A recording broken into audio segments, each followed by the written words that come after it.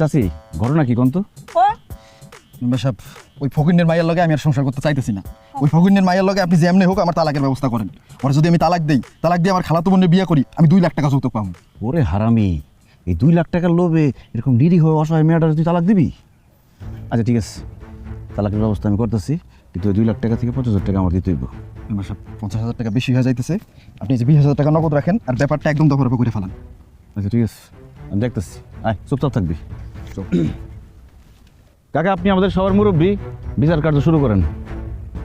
সুমি, রাজা মিয়া, তোমরা আমাকে এইখানে কেন রাখছ এটা না খুইলা কও।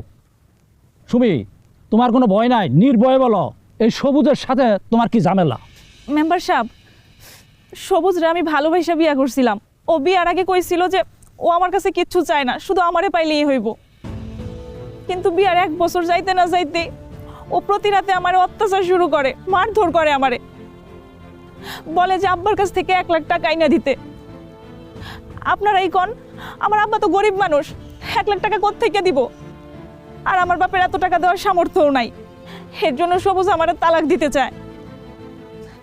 আমি সবুজের সাথে সংসারটা করতে চাই মেম্বার সাহেব, আপনারা সবাই ওরে বুঝায় গণ না, ও যেন আমার সাথে সংসারটা করে।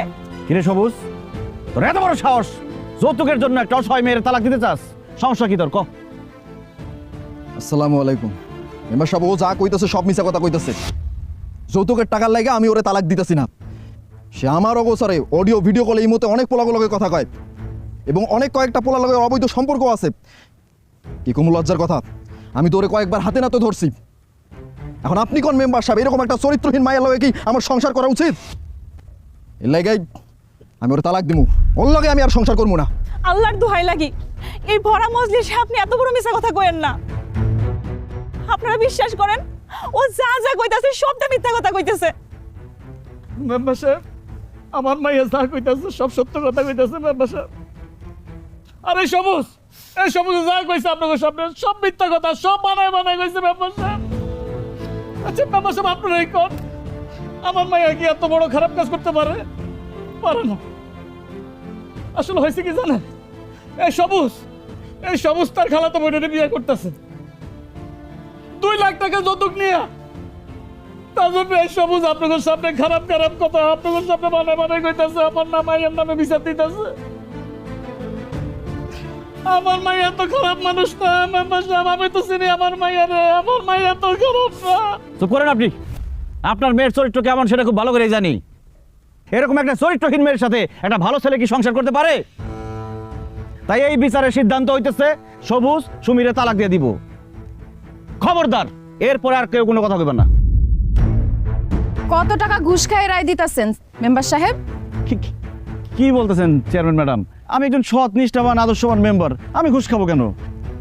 আমি ঘুষ খাওয়া তো দূরের কথা, ঘুষের টাকা জীবনে দেখিই নেই। ও আচ্ছা, আপনি ঘুষ খান না।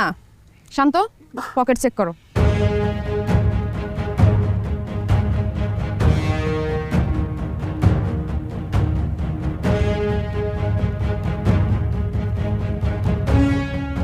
কি ব্যাপার, আপনি বলে ঘুষ খান না?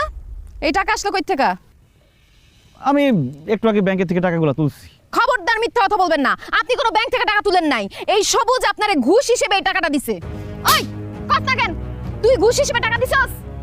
জি ম্যাডাম, মেম্বার সাহেব আমি 20,000 টাকা দিছি। উনি কইছে যে বিচারের রায় আমার পক্ষে দিব। দেখছেন এলাকাবাসী, বশির মেম্বার ঘুষ খায়া একটা নিরীহ মাইয়ার সংসার ভাঙা দিতেছে। ম্যাডাম, এটা হইতেই পারে না। আমি ঘুষ খাই নাই, আমি শিওর যে এটা একটা বিরোধী দলের ষড়যন্ত্র। এই চুপ, আর একটা ফালতু কথা বলবেন না। সবুজ, তোরে আমি সাফ সাফ বলে দিতেছি, তুই তোর বউয়ের সাথে সুন্দর মতো সংসার করবি, ওরে যৌতুকের জন্য আর নির্যাতন করবি না। যদি আমি আর কোনো কিছু শুনছি তাহলে কিন্তু নারী নির্যাতনের মামলায় তোরে আমি জেলের ভাত খাওয়াবো। আরেকটা বিয়ার কথা জীবনে মাথায় আনবি না ম্যাডাম, এই যে আমি কানে ধরছি, আমি আর জীবনে কোনোদিন বিয়ের কথা মুখে আনবো না। সুমি, তুই আমার মাফ করে দাও, আমি তোমার লগে সংসার করবো। আর কোনোদিন আমি তোমার অত্যাচার করবো না, তোমার কাছে টাকা চাবো না। আব্বা, আপনি আমার মাফ করে দিন। তুমি চলো, আমার লগে ঘরে চলো।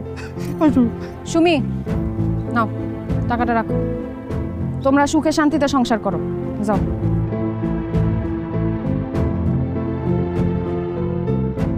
আর আপনাদের গ্রামবাসীদের একটা কথা আমি সাফ সাফ বইলা দেই, কেউ যদি যৌতুকের জন্য নারী নির্যাতন করেন তাইলে আমি নিজে গিয়ে আপনাকে পুলিশে দিমু। কথাটা যেন মনে থাকে। সবাই বাড়িতে যান।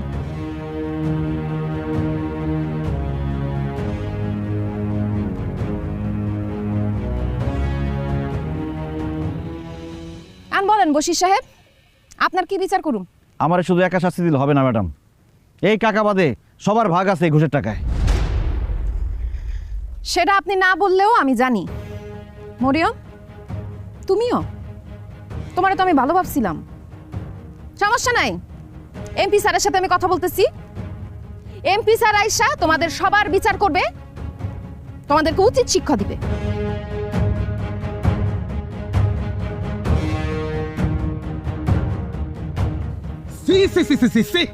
এটা আপনার বউ না আপনার শত্রু? কিভাবে জনগণের সামনে আপনার বেজ্জতি করে গেল? মনে রাখেন, এই বউ যদি চেয়ারম্যান থাকে তাহলে একদিন না একদিন আপনার জেলের ভাত খাইতে দেবো। এখনই একটা সিদ্ধান্ত নেন, কি করবেন আপনি?